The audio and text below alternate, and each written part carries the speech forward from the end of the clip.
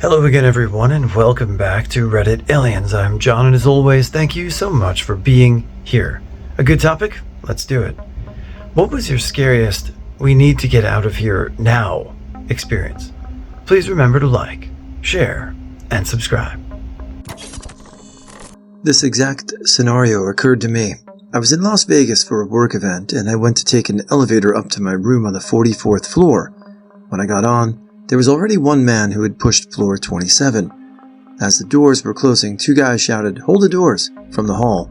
But the man who was in the elevator with me was pushing the door closed button. The two guys from outside the elevator managed to stick their arms between the doors at the perfect moment to open them back up and get on. The two men who had just entered the elevator pushed their way to floor 32. As we went up, the doors at floor 27 opened, but the first man didn't get off. This was the floor he had chosen before I even got on. The elevator stopped at floor 30, and one person got on and pushed the button to floor 40. Floor 32 came, the doors opened, and the two men asking to hold the doors got off. Meanwhile, the first man is still on the elevator. He kept looking at me, and I just got a bizarre feeling. He wouldn't stop staring at me, even when I was giving him mean looks. So when floor 40 opened, I got off with the person who pushed the floor's button. I was pretty freaked out at this point, so I actually went to the lobby and got a hotel worker to take me up to my floor. It took me about 10 minutes to reach my floor with the hotel worker. We took a hall that curved, then once we rounded that curve, I saw that man who was originally in the elevator with me that was staring. He appeared to be simply pacing the hallways. I informed the hotel worker about the man I was concerned about, and they proceeded to call security to retrieve him. Meanwhile, the hotel worker and I returned to the lobby to wait until the situation was resolved. I'm not sure of anyone's malicious intentions in this situation, but I wasn't going to look around and find out as a younger, petite woman. I was driving home alone from a college party to the apartment I shared with my then boyfriend at 2 a.m. The car I had was shitty and couldn't handle the freeway, so I was taking a roundabout route home. It was maybe a 45-minute drive. I noticed shortly after I left the party that someone was following me, turn for turn. It was very apparent they were following me, specifically after I took many turns and we were nearing my apartment. I didn't want whoever it was following me knowing where I lived, so I tried to lose them. It didn't work. Instead, I decided to pull into the cop station that was a couple of blocks from my apartment. They were well lit and open. The dude following me drove away very quickly, and I had a cop follow me all the way home to make sure I made it back in one piece. I don't know why they were following me, but the fact that they'd been following me since I left campus meant they probably didn't have any good intentions. I was on a small Horizon Airlines flight, sitting on the window of one of those two small flights that are just 2 seats per row. After I get settled, an older guy sits next to me. The entire flight we don't say a word, but he does give me a funny look when I ask for a beer to drink. We land, folks start deplaning. That's one of these small flight and airports where you can exit from both the front and the back. Folks around us start shuffling off. This dude is just sitting there, looking straight ahead. He remains motionless. At first I just assume he doesn't know our exit is behind us. I lightly tap him on the shoulder and politely tell him we can go. The dude turns to look at me with the most intense face and quietly says, "I don't converse with liars." I don't know what it was. Maybe his low but intense tone. Girl instinct kicked in, and all the hair stood up on my arm. I realized that it was pinned in by this guy. He's too big to get around. Fewer and fewer people are on the plane. This guy is just radiating this intense, mean aura. I tried to press the attendant call light, but it was too loud for anyone to hear it. Finally, this nice man caught my eye and basically forced him to let me up. I don't know what happened to him because I literally ran through the pickup point, but I won't forget feeling helpless and trapped in those 5 to 10 minutes. I was a little kid living in a low-income, shitty apartment complex. I was walking home from the store one day with my kid's sister and noticed a weird guy following us like 6 feet behind. I started weaving through the apartment buildings and he followed. We were extremely frightened, and I informed my younger sister that we couldn't visit the building where we actually resided, as he would be aware of our location. We made our way to the apartment manager's office and informed the woman that we were under surveillance. They let us hide in the bathroom and called the cops. This was unexpected, given the low-income housing, but the woman inside took it seriously because she had children. The cops came and took down our description of the guy, but they didn't look for him immediately. The lady let us stay until our folks got back from work. On our way home from school a week later, we saw police and they took the man away in handcuffs. I guess he also lived in the complex and was beating his own children. I don't know if anything was happening to us, but it was the 90s and stranger danger was still showed on kids where I lived. So he triggered my fight or flight. I'm very grateful the lady in the office believed us. Scary stuff. During college, I had procrastinated and had a paper due in the morning that I had barely started. When I did this to myself, my typical remedy would have been to head to the library and pull an all-nighter. It was maybe a 10-minute walk from my house just off campus. I'm making decent progress as the night goes on, but I'm just feeling mentally burned, and my gut is telling me I'll be more productive if I get a few hours of sleep. The library started to feel uncomfortable for some reason. I packed up and left, walked home, and as I'm stepping out on the back porch to smoke a J before bed, I hear a not too distant pop pop pop sound.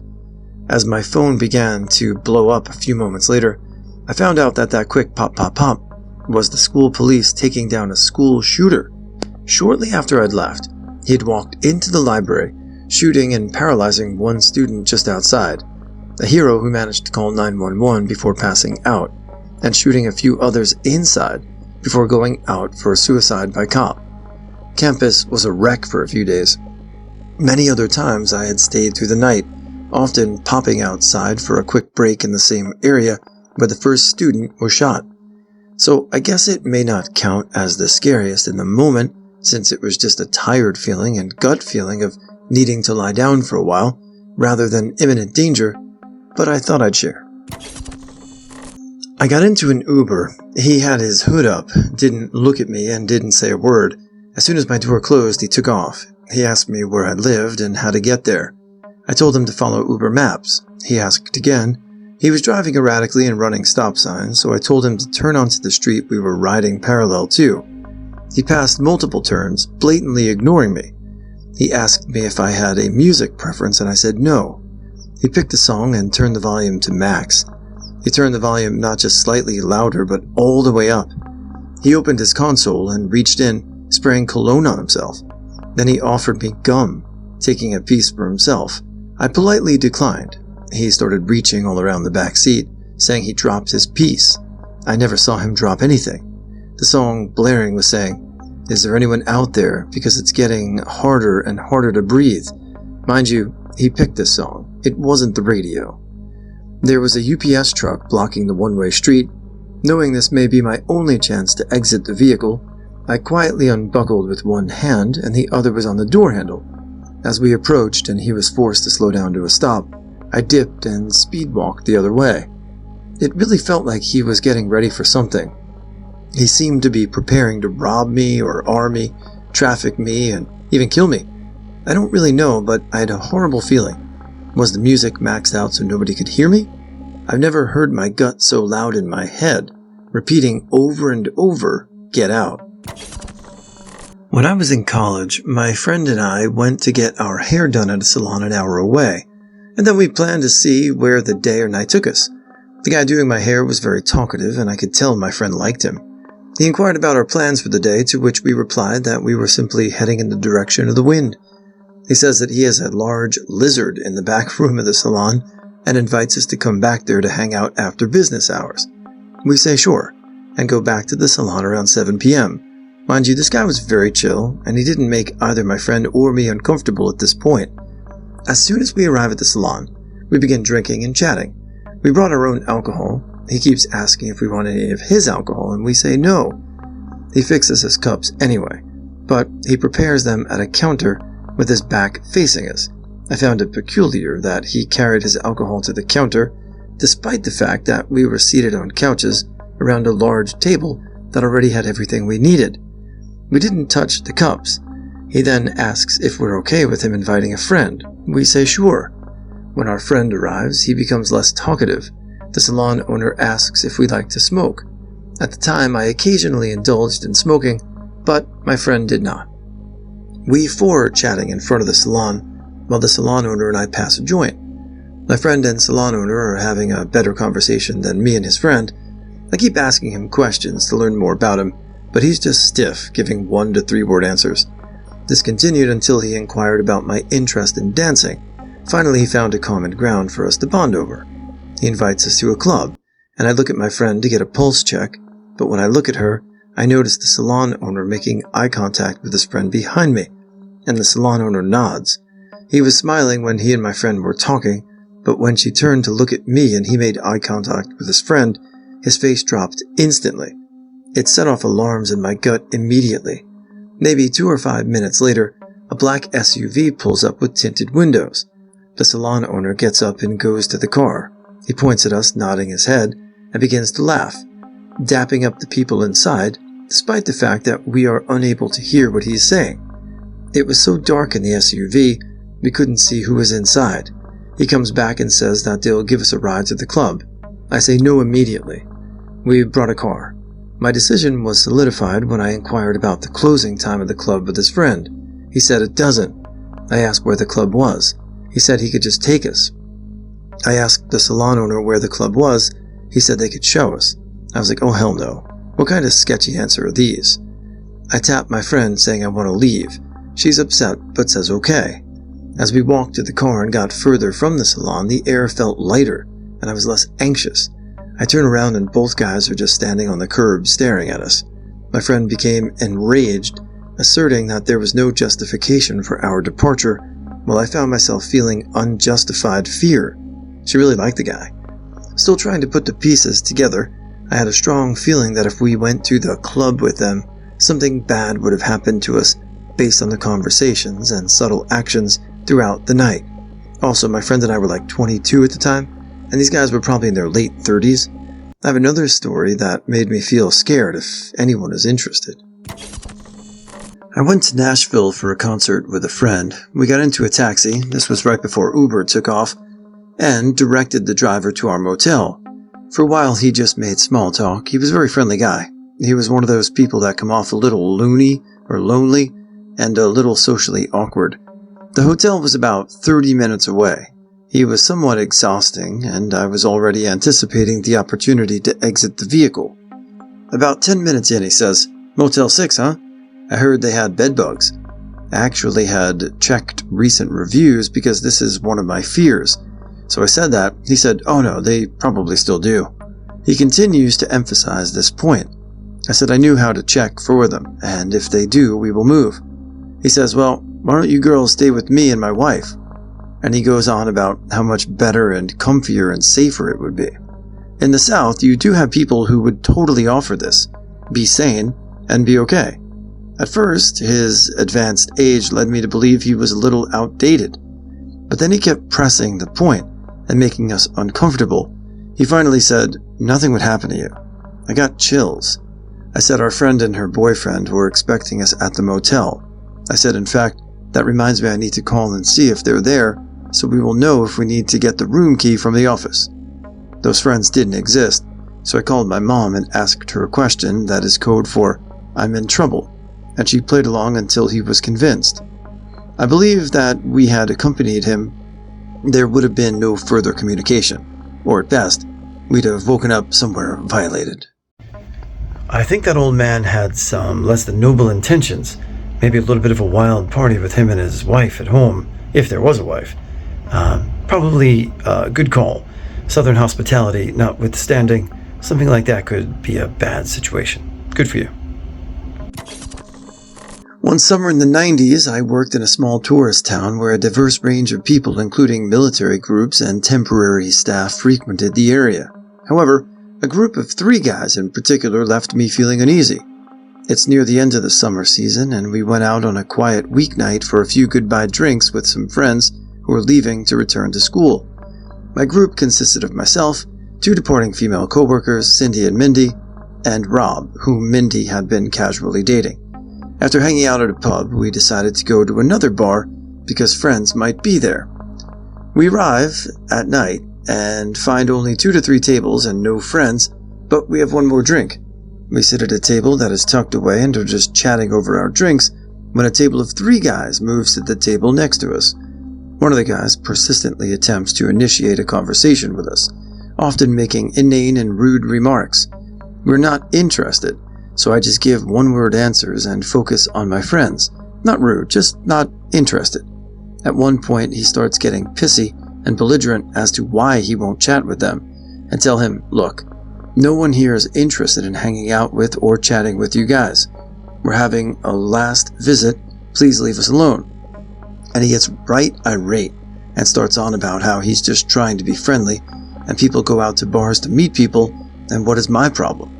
I tell him my problem is that he won't take a hint or be politely told that we do not want to hang out with, and that he could just scoff at this point. He calls me a rude bitch and moves with his buddies to a different section of the bar, after which we don't see them again. About an hour later, Cindy and I decide to head out, say our goodbyes to Mindy and Rob, and start walking home. Neither of us was intoxicated, as we had each had about 4 to 5 beers in about 4 hours, and I got this strong, urgent gut feeling that we needed to hurry. So I grabbed Cindy's hand and said, "Let's run home. I bet we can make it the whole way without stopping." Cindy was a jogger and thought that was a great, funny idea, so we held hands and ran all the way to our accommodation. Cindy and Mindy headed back to school, and 2 days later a police officer showed up where I work. On that night we went out, a woman was SA'd near the bar we were at by men matching the description of the ones who came and sat next to us. The bartender kinda knew Rob, and the police tracked him down for a statement, and he was able to tell them where I worked. This was pre-cell phone, so it took a few days to find the witnesses. Apparently, these guys left right after Cindy and I left, so who knows if they were looking for us or trying to follow us, but because my brain was screaming run, we were long gone. Just after Thanksgiving, a friend and I were driving up a mountain on a narrow gravel road to hike to a peaceful and stunning overlook. We became frustrated when we found ourselves stuck behind a powder blue, rusty 90s Ford truck that was moving at a speed slightly faster than idle. We rounded a turn and saw there was a small old dog running alongside the truck. The truck stops, opens the driver's side door, and the dog hops in. We both then felt bad for thinking bad things about the driver. He must have just been looking for this dog. The truck starts up again, and after several hundred feet, the truck pulls over to the left side to allow us to pass. As we pass, the driver is an older man with missing teeth, dead eyes, and straggled hair. We locked eyes in a slow motion, and he had the most evil, hateful look on his face. A shiver went down my spine, and the hair went up on my neck. I joked with my friend to break the tension in the car. Well, that's not terrifying. He definitely would kill us. We enjoy a lot of dark humor. I look in the rearview mirror, and he's still watching us. He has an 8-point deer skull tied to the front bumper. We shook it off and didn't think much of it after that. In the south, these mountains attract a diverse range of people. We get to the small parking lot and hike the short distance to our spot. To my knowledge, the way we took was the only trail available to get to the overlook. Upon our arrival, we were filled with excitement as we had the entire place to ourselves, and we thoroughly enjoyed the breathtaking view. We were glad we chose the smaller public mountain overlook rather than the much larger but more crowded one further up the mountain. We talked and reminisced about old memories and traded war stories about jobs. It was a perfect afternoon before she had to fly back home. We had been there for about 20 minutes when suddenly we heard a jingle coming toward us. It was the old dog about 50 feet away. Then we see the shadow of that man barreling toward us, behind the dog from a different direction, and the path we took. We both leap up from our positions, and after exchanging glances, my friend declares, "We must leave this place immediately." She starts running back up the path we took, and I'm right behind her. The crunch of leaves made it difficult to hear, but we both concurred that he said, "Hey, get the hell back here." I looked back, and the dog was at his side. He was not yelling at the dog. There were these hateful dead eyes again. Realizing we weren't going to be polite and stick around, although we'll never fully understand the man's intentions, We both experienced the familiar internal panic that every woman experiences. I've never been back to that spot again, but I'll be sure I'm not alone. This was a few years ago. I had just finished a day of kayaking at Lake Pillsbury in Northern California. I'm driving my two-seater truck back to town when I come across 3 young men. It was a lovely day, so I was driving with my window down when one of them called out to me, saying they had been walking for a day and requesting a ride. A long, winding, narrow dirt road in the mountains, essentially in the middle of nowhere, accesses the lake I was leaving. On a weekday afternoon, no one was around, and these guys didn't have water. I instructed them to hop in the bed of the truck, and I'll drive them into town. It took about 5 minutes for the pit in my stomach to start to develop. Here I am in the middle of nowhere, outnumbered 3-1, and I suddenly have this feeling of dread. I'm watching them in the rear view as I drive, and they're talking amongst themselves and glancing my way. Now, luckily for me, as I mentioned before, the road was dirt and windy. I accelerate slightly to disrupt their equilibrium and monitor them diligently. The gut feeling gradually faded after about 20 minutes. It took about 45 minutes until I was able to drop them off at a corner store in Potter Valley, where they offered me some cash. I declined and went about my day. When I got home, I'm cleaning up my gear from the day, and as I'm in bed in the truck, I find a bullet rolling around. I'm not sure what their intentions were, but they couldn't have been good.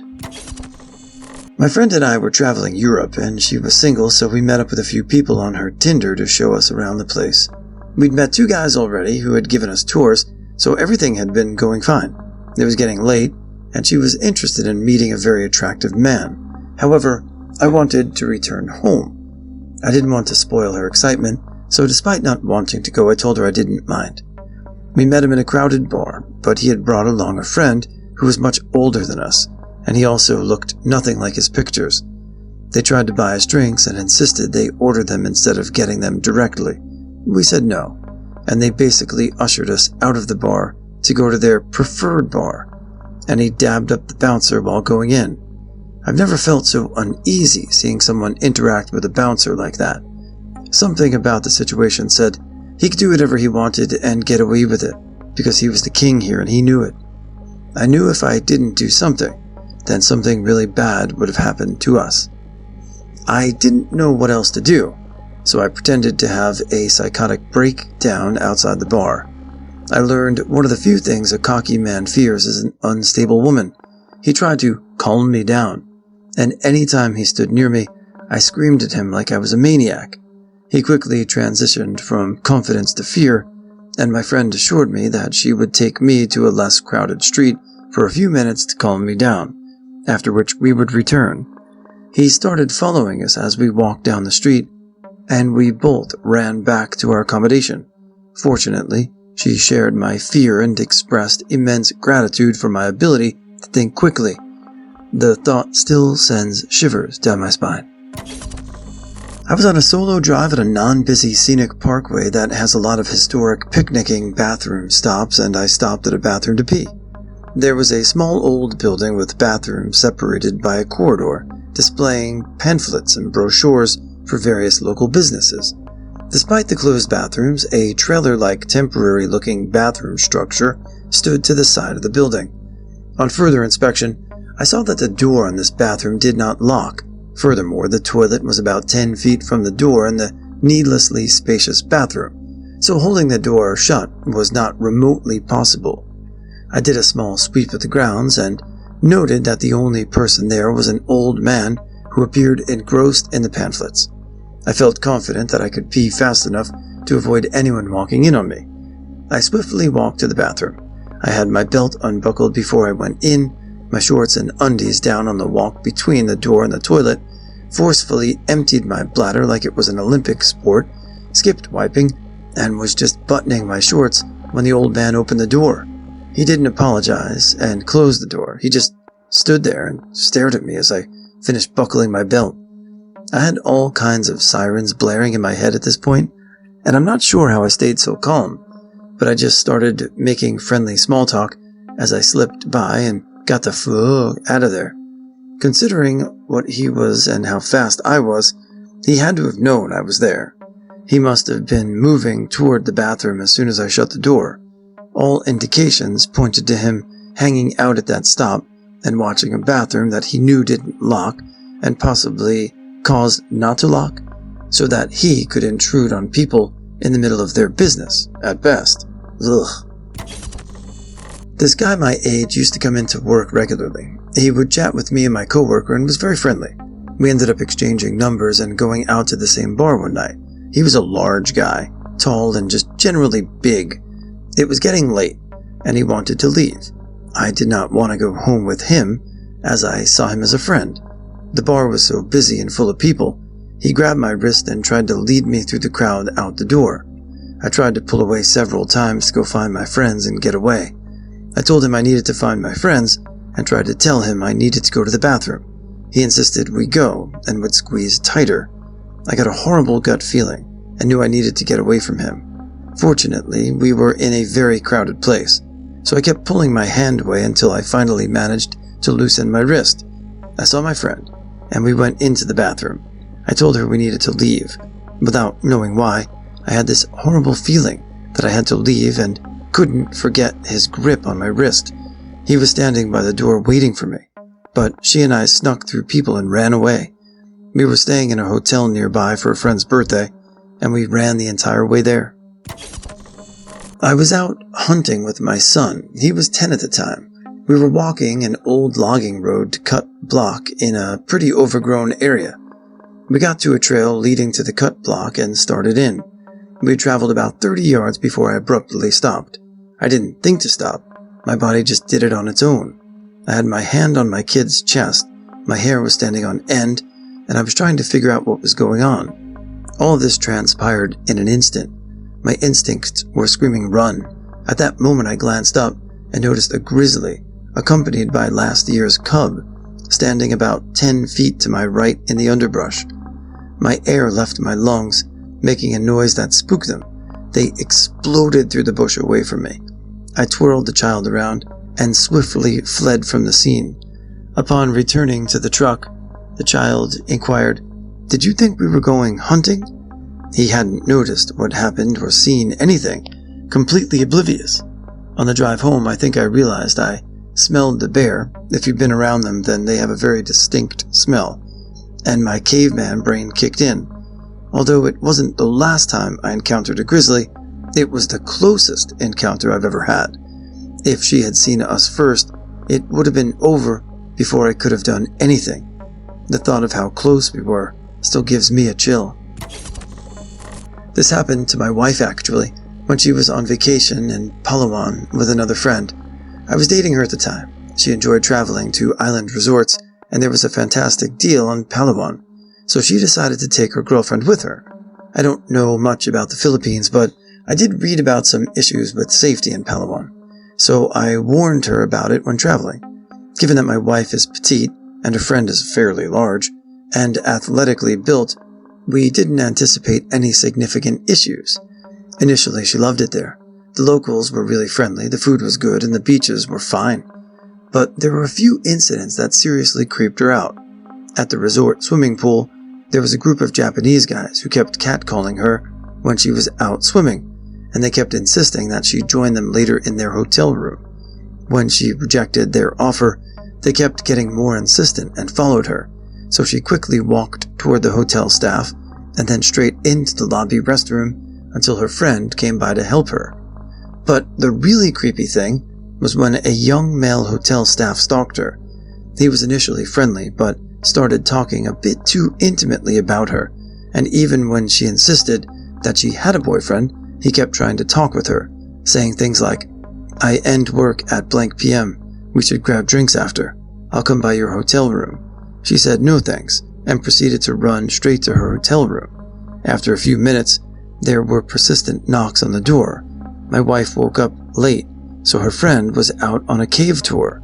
She frantically called me and asked what she should do. I told her to immediately call the lobby and report the harassment, which she proceeded to do. That was when the knocking stopped. She later found out that the guy wasn't even hotel staff. Her flight was the next day, so she didn't follow up on this incident and went straight to the airport after.